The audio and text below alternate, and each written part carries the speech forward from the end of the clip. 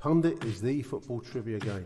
Every sale using the code LIONS at checkout now gives a whopping 40% discount, plus a £10 donation to the Lions Food Hub. Visit punditgames.co.uk to order your copy. punditgames.co.uk, code LIONS.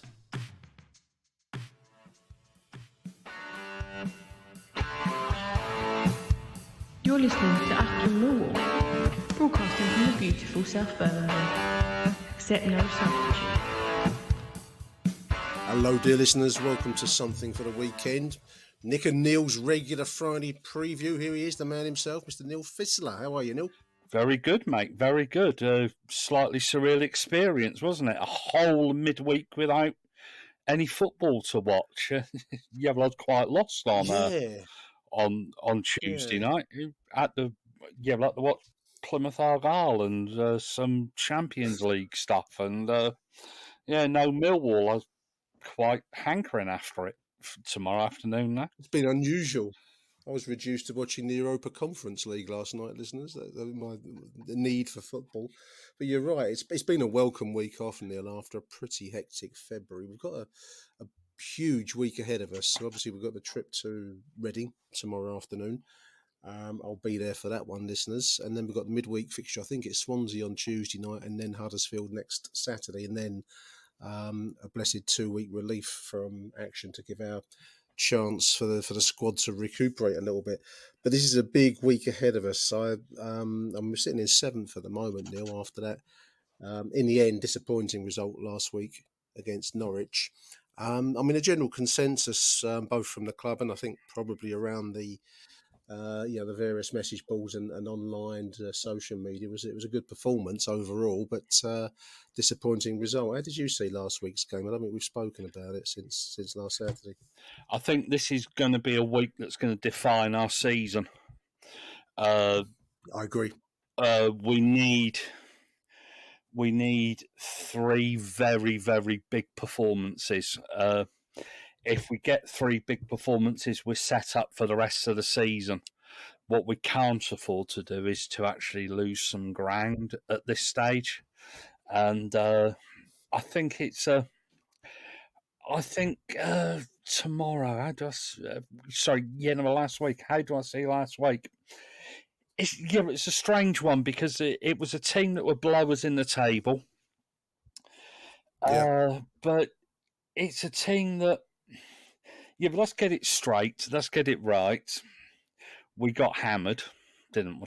What was it, 3-1 in the end?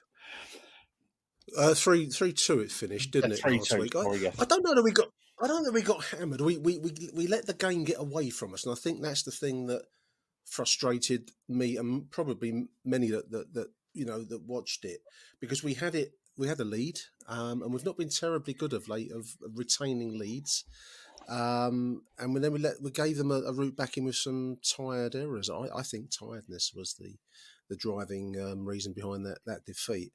I'm hoping that we can get some energy back in our legs tomorrow, because we're going to need it. As you say, it's a huge week ahead of us. I think the difference between us and Norwich last week was that they get huge parachute payments, and you could see the standard of player. If we had Max Aarons in our squad, we'd have had to have sold him. Ben Godfrey, we'd have had to have sold him, wouldn't we? We couldn't hang on to that level of player. Even though they don't spend huge amounts of money, they still get 40, 50 million pound in parachute payments. Then they'll go up and they'll get 180 million. They'll come straight back down and they'll get parachute payments. It just shows the disparity in this league, doesn't it, really? That there we were, a good team. Don't get me wrong, but nothing that special, were they? But the difference is that they get huge. They get a huge backhander from the Premier League every season, don't they? And they do. That's the system, and they can afford to rotate. We were on our backside, weren't we? Let's be honest. Yeah, the squad. We rallied well. Yeah, We rallied well late because the den factor comes into it, and once you get a little bit of momentum, especially in the last quarter of an hour of a game, we got. I think it was this two. It went to 3-2. I think it was about the early 82nd, 83rd minute, maybe, with that header from Zian Fleming. And then, of course, it's all bets are off because we're chasing a goal, and the den comes into it. So we nearly got it. I think the problem that we have. You're right to identify the structure of the way the leagues operate. That's probably not going to change in the foreseeable future. That endless talk about maybe that will chop and change, and maybe it will, but certainly not going to help us out this term. Maybe even next term. And they can call upon players. I mean, I think where it really stood out, Neil, was the quality of the third goal, because that was a really good run down their right flank. It's our left side. And a brilliant take and turn by players that are that level ahead of most of our squad. We've just got to work with what we got, really. I still think we've got it within our grasp to do well this season, but it does begin tomorrow. I keep going to call it the Majeski Stadium now. It's not called that. It's called the SelectCarLeasing.com Stadium or something like that. Yeah, no, it's called Majeski Stadium. I don't give a fuck about a stadium sponsor, to be quite honest. Yeah, they don't. I nearly called it Elm Park the other day. Yeah, they don't pay me to advertise. Yeah, so it'll be the Majeski Stadium. Let's call it the Majeski. Let's agree on the Majeski, because it's a name that does at least stick in your head.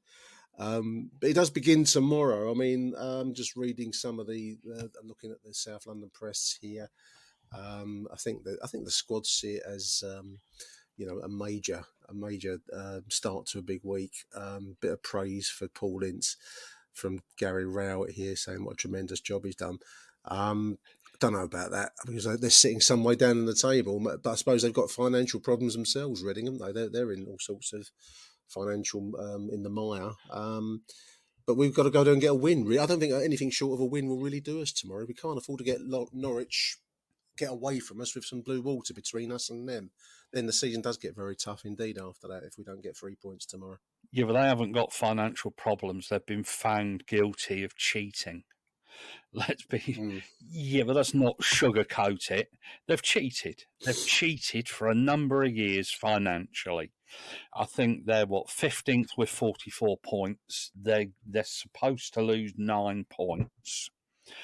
But they've cheated. They've been caught cheating. Yeah. There's no way that they can afford to spend the level of money that they've been spending. So therefore, they're cheats. Yeah, but it's even better that we are where we are, because we do stick to within. Yeah, well, I know we have losses. We have quite substantial losses, but we have to have substantial losses, don't we? But they have been them. Having held a QPR spend what they spend, similar size crowds to us, yet they must all be bending the rules. I mean, the one thing I admire John Barrelson, obviously, for his largesse listeners in paying the losses that keep our club alive. Otherwise, we really would be League One looking.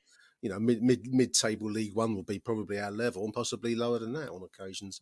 So, but for John Barrelson, we wouldn't be where we are. I know just from the few contacts I've ever had with him, but he's very keen on sticking within the framework and for there to be fair rules and what you might call a level playing field for all clubs. And the current system, it doesn't lend itself to that because of the lopsided payments for those clubs like Norwich and others that have come down. They get overly rewarded for being at the level that they've been at, but then also encourages other clubs like Reading and Queen's Park Rangers, I imagine, to stretch rules beyond the breaking point. And cheat, I think, is a good choice of word, really. Because Reading were deducted 6 points for cheating in 2021. And this, with a further 6 points suspended until the end of 2022-2023. Yeah, but that's as long as they hit targets outlined in a business plan that was agreed with the EFL. These people are cheats, and they're cheating to tread water in mid-table. It's mind-blowing, absolutely mind-blowing. The easiest thing to do would be just to kick them out the league. I'm sorry, you can't. You can't carry on like this forever, Neil. Carry on. No, I was trying not to swear. Yeah, you cannot carry on like it. I don't. I think you can carry on like this. I agree with everything you're saying. I'm meaning the football can't carry on like this because you're basically clubs are being have been enticed to stretch rules financially, overstretch themselves, chasing the dream as they would have once put it. And you just can't sustain that forever. Where they'll put Reading, I don't know. 9-point deduction puts them on 33 points. If that's what comes like that. Yeah, well, around about the bottom of the table, doesn't it? Or we're just above the. It puts them in table. In the mix. Blackpool are in the third relegation spot at the moment, with some distance between them and Cardiff, 32 points to 38 points. So a 9-point deduction if that's what comes to pass, and if it's this season, which is always the other. The other thing, whether you start off next season with a -9 or whether it's debited this season, I don't know. But that will put them down to 33 points. So that really would put them in the relegation mire. Really, well, they should just kick them out. They should just kick them out. Your one strike you've had, your second strike that they're on now, kick them out. They're a nothing club. Absolutely pointless, plastic, non-entity of an organisation. Yeah, the EFL don't base it on that, do they? They a very small league. Yeah, but the EFL aren't fit for purpose, are they? You have a look at the bottom of the table, Wigan, another team that cheated. Last year they went into administration a couple of years ago, wiped out their debts, and then got promoted again. This EFL is absolutely not fit for purpose. Some people will say, Millwall lose £2-3 million a year. Yes, we do. But we're not losing 20, 30, 40 million pounds a year. Tens of millions. I think the basic problem, the Premier League is this as well, but the EFL, as we're talking about it, the problem is that the EFL doesn't exist as this kind of outside body. It's fundamentally a trade association of its members. So all of the clubs that comprise the EFL, and on a different level, the Premier League too, have a self-interest in probably not delving too deeply or not throwing clubs out for jiggery-pokery, because it could be them that fall foul of it themselves at some stage. Maybe that's why they've never really taken the kind of hard line that I think you're calling for there, and I think that most of us would say is needed to sort football out. But that probably won't happen because it's a collection of guilty men already, isn't it? It's in rugby union, Saracens were caught breaking the salary cap. Whether or not they deserved it is another thing. They were found guilty of the owner was investing in Nigel Ray. He was investing in companies run by the players. He dressed it up as he was helping them for post-career. But they got one penalty, and which put them bottom of the table. They continued to win. So the clubs that were going to gain from them not being around ganged up again and gave them a second penalty to make sure they got relegated. It's just, well, that was harsh, but I just don't get. Football doesn't help itself when you've got non-entities like Reading spending millions and millions and millions of pounds to tread water. Either kick them out or tell them, unfortunately, you can't sign anyone until you like an embargo of some period. Yeah. But the league has got it right. But the league has got it right. They set. They tell each club what their budget is midway through a season, I think, for the start of next season. So clubs know where they are. That is what they have to do with these non-entities like Reading that are spending I agree. billions and billions millions and millions and millions of pounds that they can't afford. That is what they need to take a hard line stance on it. But unfortunately, in this country, if you're outside the Premier League, you don't exist. But you get teams that are absolutely chasing the dream all the time, and that's what teams like Reading have done. They've chased a dream for years. They've gone up to the Premier League, and then when they've got relegated, that's what frightens me about Millwall. Actually, we'll go up to the Premier League one season, potential success. Yeah, one season, and then I don't think it will happen with us. I think that John Berylson will ensure that we don't spend more than we can afford up there, and there will be I hope a limit on it. I was reading an article. It was on in the Athletic. I was reading, and I haven't got it to hand, listener, so I'm very much quoting from memory. But it was just talking about the amount of foreign ownership. I mean, obviously we're lucky with John in that he is a foreign owner, if you want. But he's been a very good one for us. Whereas many clubs across the two leagues, Premier and the EFL, and elsewhere, even in non-league, they see our game as something to be bought and sold, and to be, as a profit-making machine, which I suppose it is from their perspective. And I just find it really sad, and I don't know what I'm arguing for here particularly, Neil, but it just seems really sad that you have clubs that represent, I mean, we can take the piss out of Reading till the cows come home. It does represent a town in England, and it should be representative of something more than just a method of money. What's the word? Money making. Money. I nearly said money. I nearly said money laundering. I think that might be a libeller. So I didn't say that, lawyers. But you know what I mean. It's you're kind of buying and selling your heritage here, and I just find it very, very sad. That's how the game has got. It's not going to change. You and me talking to each other now is not going to change it. It's too far gone. But that's how it is. I mean, there's a story I was looking at earlier on about the broadcast rights. We might as well jump down to that as we're on a roll about the EFL. This is the EFL sees great value in selling its broadcasting rights, which will benefit some of us, and it might change things dramatically in other ways. They're talking about selling off the Championship and League One and League Two broadcasting rights, potentially to different broadcast providers. Various ones have been mentioned in this article that's on the I think that, I don't know if that's the Independent, whether it's separate, but anyways, talking about doing away with the 3 p.m. blackout so that clubs can stream their games on a Saturday afternoon instead of we've spoken about this, haven't we, a couple of times. I think it's a tremendous idea. 3 p.m. blackout, it's so outdated, isn't it? Apparently they will need the agreement of the petulant children. The Premier, the Premier League. The Premier League, the petulant of that. There was UEFA and the Premier League.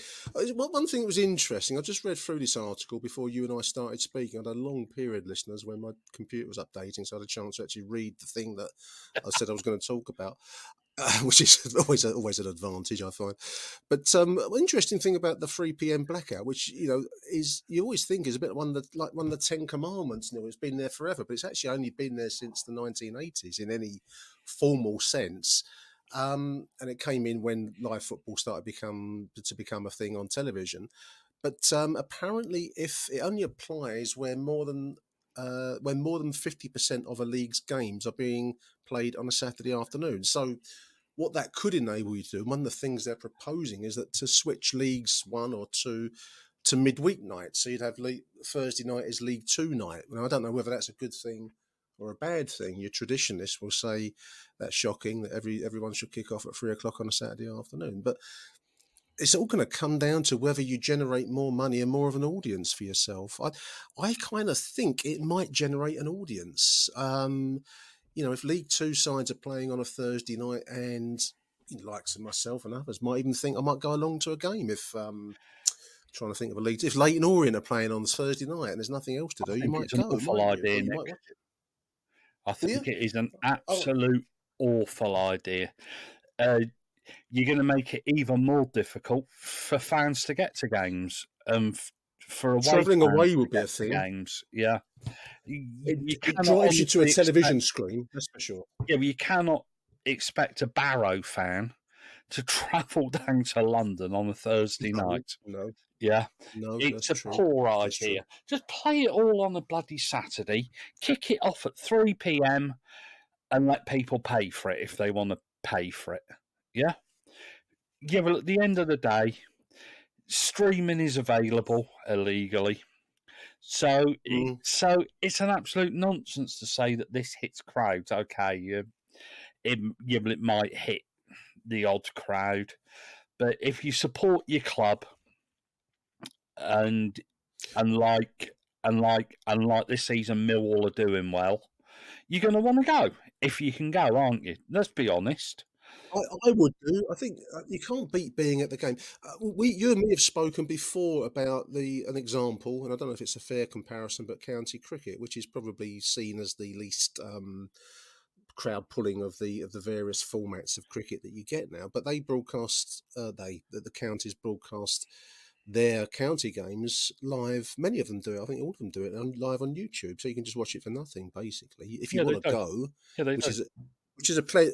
And going to a game, if you like cricket, I get some do, some don't, like all things. But if you go, and there's a pleasure in going. For me, it's quite a beautiful thing to sit and watch the cricket for the day. But I get not everyone will want to do that. But if it doesn't seem to have affected crowds particularly, Neil, from what I understand. That you've added to your audience because you've opened up a game that would have attracted maybe 500, a few hundred thousand, maybe, I don't know. You suddenly got tens of thousands of people watching it, haven't you? It's you're in that single mindset. figures. You're in double figures rather than triple figures, I think, Nick, for some county games. Yeah, but you're right. The problem they have is that if they take the BBC commentary, they can't monetize it, which is unfortunate. You can't have like, well, we've got the StreamYard logo. You can't have another logo imprinted, no, embedded onto the screen. But there's something beautiful if you're working, as I still do. I'm not retired, unlike you, Nicholas.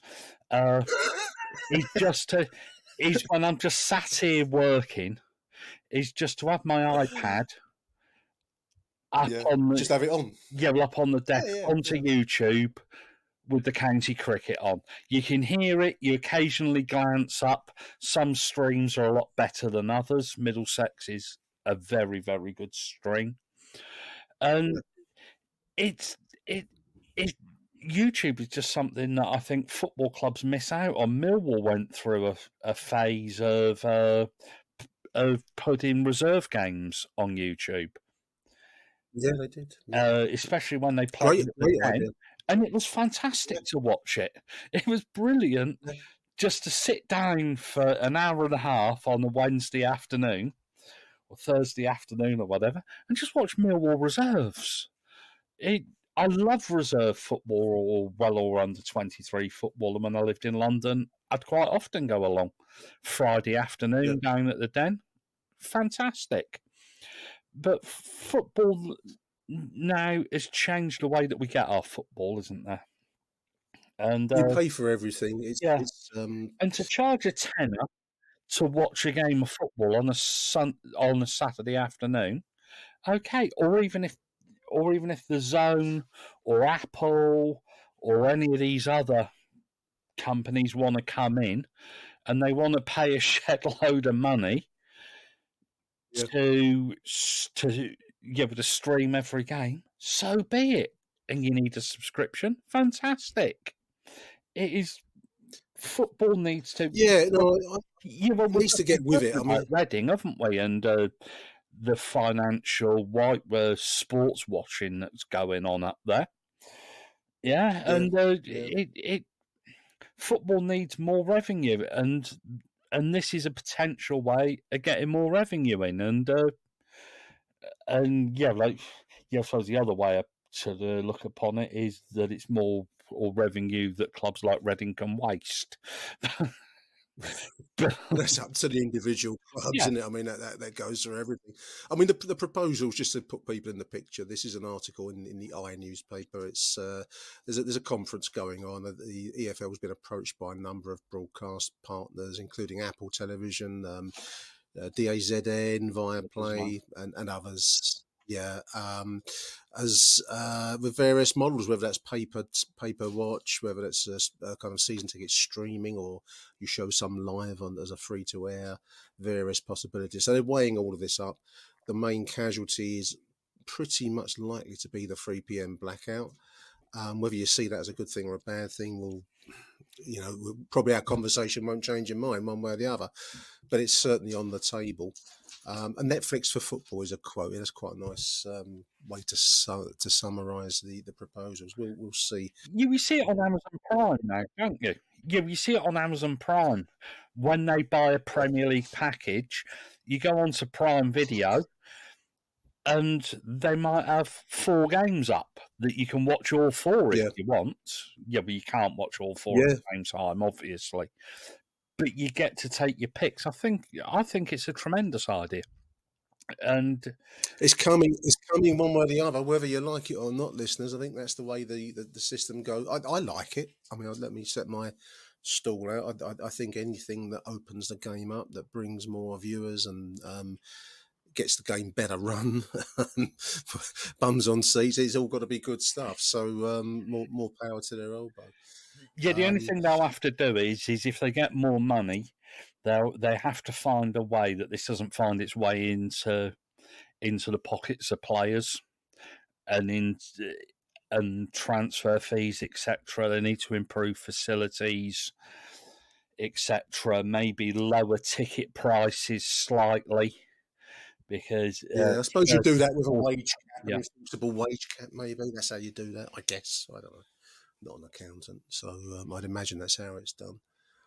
But yeah, we'll take a break. We'll come back after these messages with the rest of my notes. Achtung, Millwall. Welcome back, dear listeners. Injury news. We've got some positive injury news tomorrow. Looking more and more hopeful. Whether we see them tomorrow, Tyler Bury, Mason Bennett and Billy Mitchell. I think they're probably looking at post international break for those 3, but it's not so good for Callum Styles. It would be nice to start to see a reasonably healthy squad, Neil, with still some skin in the game for the playoff run in for those last decisive last 10 games. So that's all good news. It'd be nice to see Billy Mitchell come back as well. I think we've really missed him of late, didn't you? Yeah, no, we have. Yeah, but he's the one player, I think, out of all of those that we've been crying out for, haven't we? And he's been in superb form. But that injury, but injuries don't come at the best of times, do they? But that injury, absolute pig awful. It was a body blow. Yeah, body blow for the club. Also, good to report Jamie Shackleton is back in training after recovering from illness. This is a bit of an illness, a mystery illness that's done the rounds at the Calmont Road Club. I don't know what this illness is, listeners. I've got no inside track on that, but I just hope it gets healthy. It gets healthy, and we're still in the game, so to speak, in the league.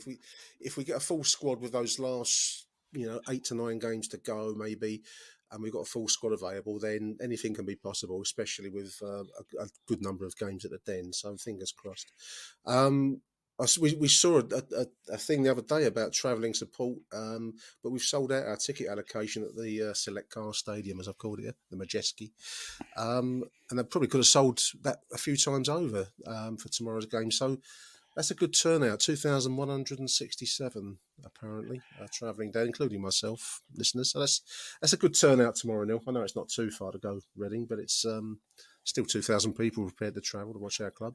Mate, something I don't really get is why have we only got 2,100 there? I thought that away end held about 4,000.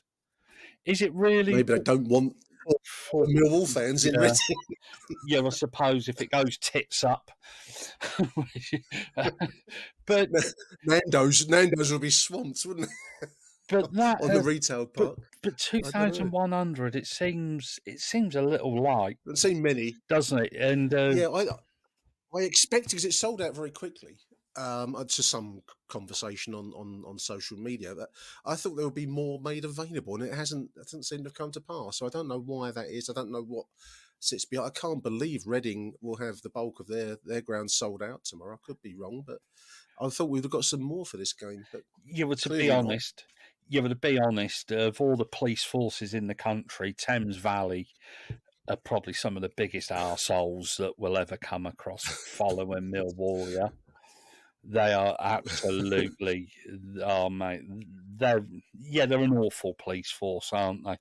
And you Well, the wouldn't thing is think with it is about it drives Reading. people into the Reading sections. It drives Yeah, people into the Reading it sections, Neil. does. That's what's going to happen tomorrow. Yeah, but it does. And why can't they just give us the full 4,000, Oh, but create 4,000. yeah, Yeah. but to create sterile areas. You don't have the Reading fans next to us giving it big, and then we give it big and decide to go over the sterile area. Most of the Create ground is a large. sterile area, in fairness. Yeah, but to be fair, it is. Yeah, but the whole ground is. It's one big sterile area. Yeah, well, it is. Yeah, well, their idea. Yeah, but they're up there with Charlton, really, aren't they? As They have a drummer, don't they? They normally have a drummer down there to that is. try and put some atmosphere in the place. Yeah, but to my mind, if you've got a drummer, your atmosphere's shit. Let's be honest. Yeah, you have a drummer Absolutely. because you cannot generate an atmosphere, and it's just one of those. Yeah, but it's a horrible, soulless stadium, isn't it? That's just been plonked in the middle of nowhere when it was It's a built. long way from anywhere. It's all right if you're coming off the except for M4, the which is how motorway, yeah. I'll do it tomorrow. But Yeah, by yeah, no, train, no, exactly. it's a tough gig. It's a tough gig to get to, I think. You know, well, I've and been nothing there, much to go on to. Out. Yeah, well, I've been there, and they walked you back to the station, which is It's a about long walk. 3.5 miles.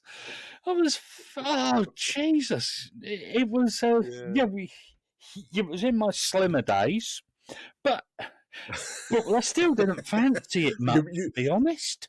You'd be slimmer at the end of that walk, I tell you that much. Walking from Central Reading out to Winchester.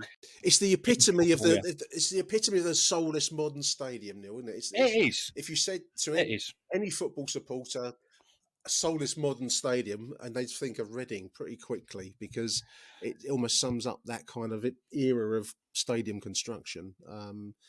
And we don't build new stadiums like we used to, but I'm hoping that era never comes back. The whole retail park movement that we had back in the 90s, it was the epitome of that, really. So be nice to get 3 points there. That's all I'm going to say on it. Yeah, but they had to do it because, let's face it, Elm Park was. Yeah, but it had character, but it was a toilet. That character like the Den. Yeah, it was like the Den in a way, wasn't it? It was the same kind of setup in a sense. It was an old school one stand with seats, and the rest of it was all terrace. The Goldstone ground was similar. Yeah. It was all terrace, and Goldstone ground was like that, wasn't it? It was the same. Yeah, many grounds were like it. Yeah, they had to change.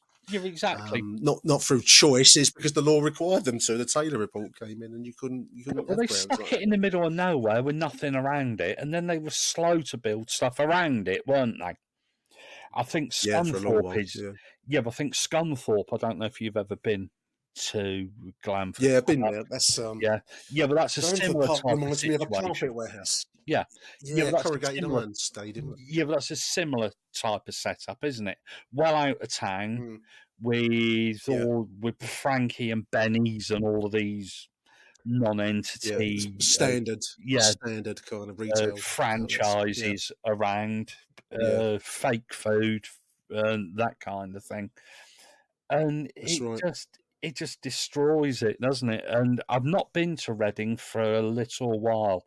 I think the last time I went there was for rugby union when London Irish played there. As I say, London Irish played there for a long while, didn't they? And there was nothing around it even then. And I can't imagine it's changed much. No. Well, I'll report back tomorrow, listeners, on that front. I'm not anticipating A huge difference from the past. Just to move us along, there's a big hoo-ha on social media. It's kind of, I'm not sure what to make of it. Yeah, but that's a surprise. A hoo-ha on social media. Over nothing, fundamentally over nothing. It was Gary Rowett's birthday in the week, listeners, and a number of his ex-clubs, a bit like having your ex-wife wishing you a happy birthday and your current wife doesn't give a shit. I don't know. But anyway, Burton Albion sent a kind of an array of pictures of him, like we still love you type pictures of him in a Leicester City shirt as a kid, and various photos of him as manager of Burton Albion.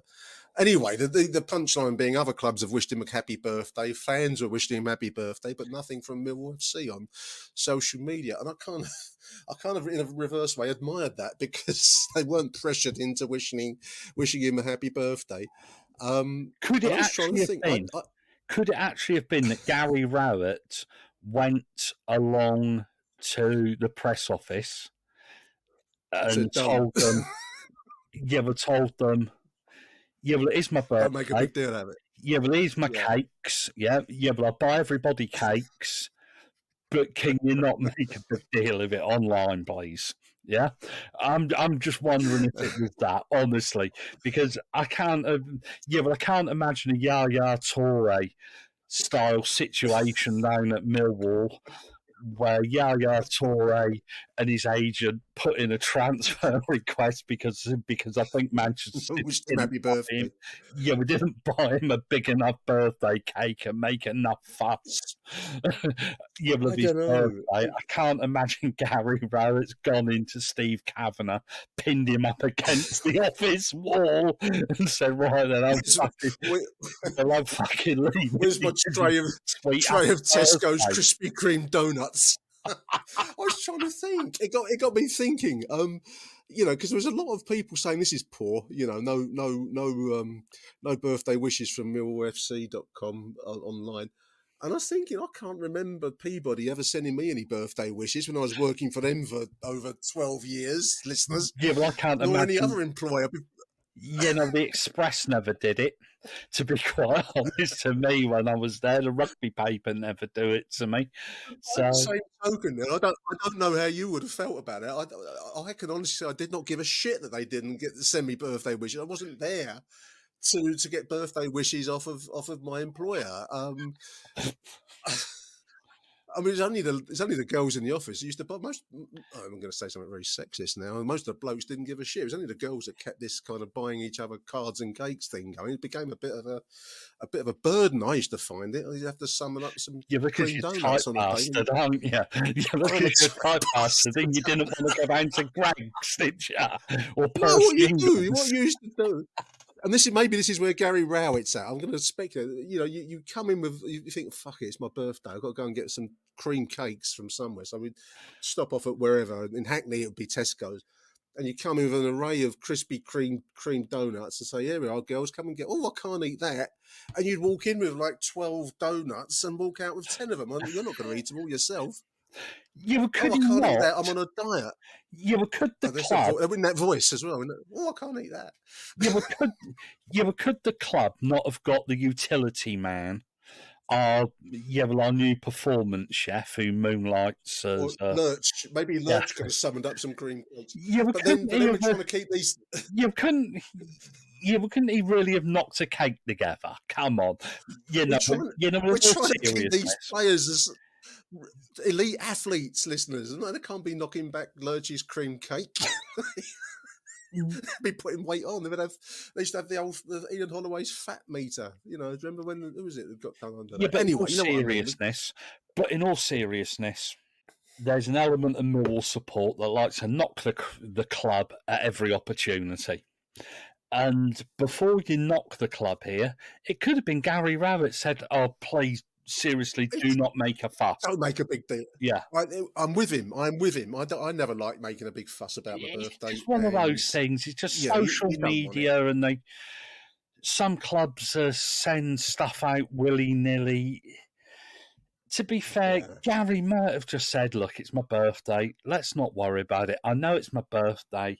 There's your donuts. And probably shoved it in the mouth of the guy that's doing Twitter, tied his hands together. I love these fictional dramatic situations that we're creating. I love this. My nan used to do this, so she never was a witness to half the conversations, but she would repeat them back with full drama and voices and everything. And I love this. So that's what Gary Rowett probably said. Don't make a big deal out of my birthday. But anyway, there it is. He's 49. Happy birthday, Gary. There was actually another birthday yesterday. Do you know what it was? There was an anniversary yesterday. March on the Thursday, 9th. Can't think of Thursday, March the 9th. Bold middle stump, mate. Don't know that one. What was that? Saturday, March the 9th, 1996. 96? If you know, you know. If you don't, you're not Millwall. If you know, you're in the Platinum Club. If you don't know, you're in the mainstream. Outside. You're not in the after party. I don't know. What is it? What is it? Come on. I'm going to give people a little while to think about this. Yeah. All right. It's a tease.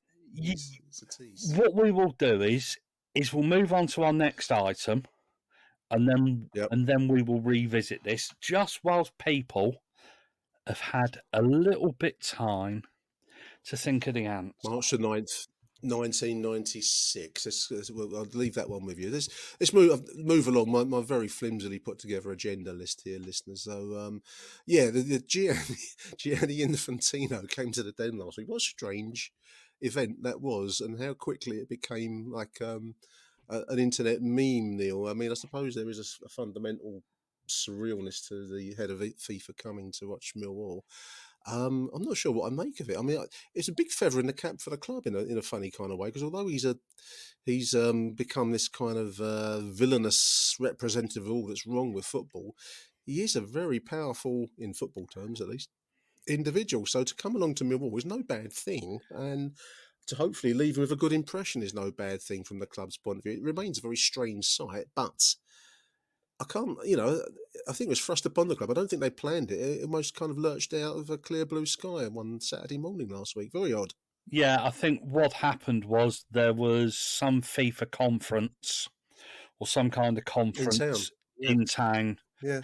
He was speaking or attending on Saturday morning, and we were probably the nearest professional game to he could have gone to Central London. Yeah. I cannot imagine that Gianni Infantino's lifelong dream was to visit was to visit Millwall against Norwich City. At least he got to see a couple of decent teams play. But he wasn't. That's true, but it wasn't thrust upon him watching Millwall and Wigan on a Tuesday night, freezing his nuts off, was it? Let's be honest. It was it was quite a decent game. Two teams chasing the playoffs, and good atmosphere. A decent atmosphere, decent game. Obviously, not a decent result, but he went at half time, so I didn't see that part. But I mean, well done, everyone. I mean, I think it was he just wanted to go to watch some football in the morning. He's decided that Millwall's the place to go to. Yeah, his advisors probably decided it, and they probably had a look at the fixtures. Who's at home? Millwall. Oh, it's only 20 minutes or 20 minutes in traffic away. We'll go to Millwall. He's probably said, "Oh yeah, Panorama 1977. I watched that show. I must get down and have a look at the truth of the matter." Yeah, we can just imagine him watching that.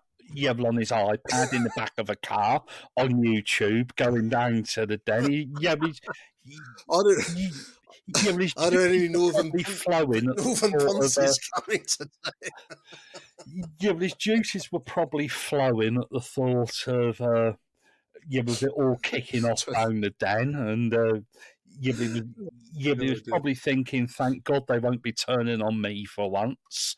So, no, it was great to see FIFA down at Millwall. It probably wasn't the first head of FIFA to be down at Millwall. Stanley Rouse probably refereed us when he was a referee at some point in the 1920s or something like that. Yeah, so can't believe Joao Havelange ever got down the den, but no, still there we are. That's almost certainly. So we almost certainly believe Stanley Rouse would have gone there. So that's two FIFA head presidents or whatever the term is that would have visited the Lions at some stage. Great stuff. Just on this tangent slightly, I did pick up that we had a couple of flares slung on the pitch from the Norwich end, yellow flares last week. I was interested to see screenshot for, I think it was one of the boys on the WhatsApp group said these people have been found and banned. They have. What a way Yeah, to they earn a have. ban. What a way to earn a ban, Neil. I mean, They have. many ways to get banned from your club, but that would really, what a stupid thing to do. What a wanky thing to do, and then get banned for it. I don't know. Yeah, but let's be honest. Yeah, but let's be honest about it. Nobody got hurt. Nobody. I don't understand this pyrotechnics thing, but then again, I'm 53, 54. So, but to ban somebody, yeah, well, I can just imagine the steward and the police probably had to have some private quiet time afterwards after nicking somebody or three people for having a flare at a football match.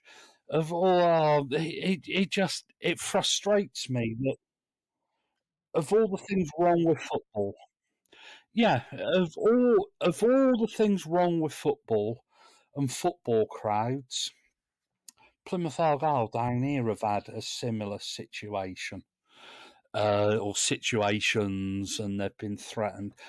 Luckily, we're not a club that indulges in this. But they took a flare into a football ground and threw it. So what, honestly? And to ban them from watching their team, okay, it's probably a blessing in disguise. They don't have to watch Norwich every week and travel around the country. But it's pathetic, isn't it? It is absolutely over the top, knee jerk reaction. I don't know. I think there's no sense of perspective in modern football, Neil. I mean, I was watching Chelsea. Sorry, I've gone through every London club now. Anyway, something got thrown on, but it wasn't a brick. It wasn't a stone. It wasn't a bottle glass. It was a plastic soft drink bottle. But these things are taken so seriously. Now, an empty. You don't get any kind of proportionality as to what's been slung. If you've slung a brick, a glass bottle, then obviously you're going to have to expect, or should expect, a bigger, harder penalty, because that can cut your head open, than if it's just an empty bottle of Prime or something, whatever the soft drink that the kids are after now. Because that's not going to hurt you. There doesn't seem to be much proportionality. I take your point about the flare, because actually no great, other than looking a bit wanky, no great harm has come from it. I suppose you'd argue it burns at a high temperature, maybe some harm could come from it, but it hasn't. So you should have some measure of perspective. I don't know. Is that Yeah, but so does a the Millwall hardness of pie. it? Yeah. Yeah, but so does a Millwall pie. Yeah, but they're warm to thermal. Yeah, but they're Toughness of the warm to pastry. You can certainly hit you on the head. thermonuclear temperatures, aren't they? Yeah, but okay. Yeah, but it wouldn't be pleasant being hit by one. Christ, but I know you'd suffer second or third degree burns and probably have to have a skin graft if one of them pies hit you. But honestly, it's just No. I take your point. But to get a ban, I mean, I don't know how long a ban it was. A ban. So let's say this couple of seasons. I don't know how long they give them for it, but it does seem a bit over the top. like so much in football. It's harsh on things that aren't important, and they're very lax on things that are important. Exactly. There we are. You don't know the answer. On one last thing. What do you know the answer? Oh yeah. Go on before we close out. It was the last time Charlton beat Millwall. March the 9th, 1990. I was there for that game. They played in a horrible grey kit, and I think, was it 2-0? I think we lost 2-0. Yeah, Lee Byrne and Lee Bowyer. And the newly imprisoned Richard Rufus played in the game.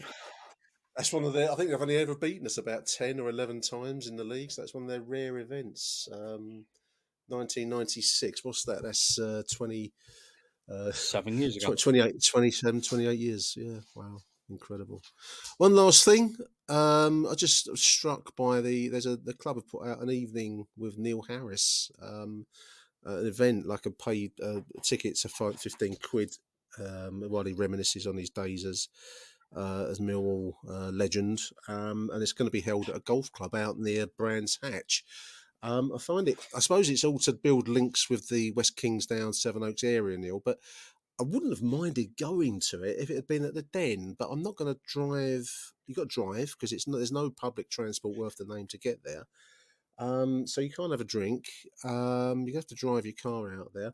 And it just seems like a real shame. I don't know. It would have been an entertaining evening, I think, but I'm not going to go out there to it because it's a long way, and it's drive time. And you can't have a beer or two. Not that I would have overdone it, listeners, but I don't. But you might have wanted one in your hand or two in your hand for the evening, and it's just an odd choice. I think it's just purely link building. Maybe if you live around the corner, it's a great event, but yeah, he's also the Gillingham manager. So, maybe they will have one at the Den. But I can imagine that. I can imagine there'll be one or two people that will be absolutely falling over themselves to get tickets for it. With those that think that he can do no wrong. Obviously, he is a club legend and all of that. But they do make sanitizers, hand sanitizers and tissues available if they do have one down at Millwall. But you're right. Also, you make a good point because he is the current Gillingham manager, and I don't know. I'm not sure I'd want Gary Rowett going back to Burton and having an evening with Gary Rowett whilst he talks fondly about his days as manager there. I don't know. It's just an odd evening. I suppose it's a community trust benefit, listeners. So it's all for a good cause, and I think it benefits the local food bank out there in Sevenoaks. So all good stuff. But just an odd evening. I don't know. I won't be going. By all accounts, they had a captain's one recently, didn't they? I think Alan Dunn. Apparently sold out. Yeah. And I think I was talking to Phil Clark about it, and apparently it was a fantastic evening. And we talk about revenue streams. I think we should be making more of our lounges and bars and things like that for this kind of event. And I know that the stadium tours... No, good luck to everyone. The stadium tours are a very, very popular thing, aren't they? And we're getting some great names. Yeah. It's a good thing. With some luck, it will stop. But there were reports of people having 20, 30 photographs that they wanted signed, which I thought was a bit over the top. And a friend of mine who works at a rugby league club up north, they put on an evening with Jason Robinson the other night, and they actually put a limit on the number of things that he would sign, and no shirts were being signed because you know what's going to happen. Right. Yeah. These things they find onto eBay, don't they? So it was a tremendous idea. The community trust, which is very well supported down at Millwall, we run a lot of events for the community trust, and we do, and it's a good thing. I would suggest how much are tickets, Nick? Is it more expensive? 15 quid a ticket. Yeah, it's not bad actually. Down at it's not bad. No, it's. I mean, if you're living in the area, and I'm not near that area, so that's why I'm saying I can't get down there for that one. But I think these Real Ward would go down there in their car, Nick. That puts me out of the picture. No, I think that it's a good event, and I can see the thinking behind it. If you're nearby, then give it a go because I think it could be a very entertaining evening. It's just a bit of a lug and out the way if you're not nearby, Neil. And I suppose that's the thing. Yeah. At the end of the day, there was something you left off. Off the agenda, Nick. That you sent me the agenda.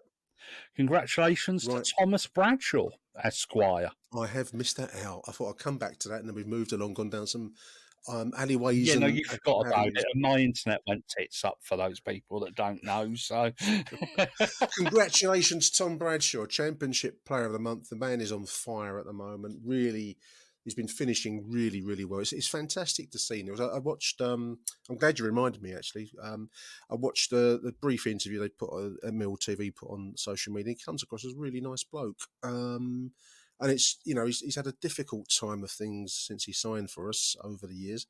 He's been asked to play in a difficult role up front, but it's just wonderful to see him on fire at the moment. And let's hope that continues over the weeks and months ahead, because we're going to need him.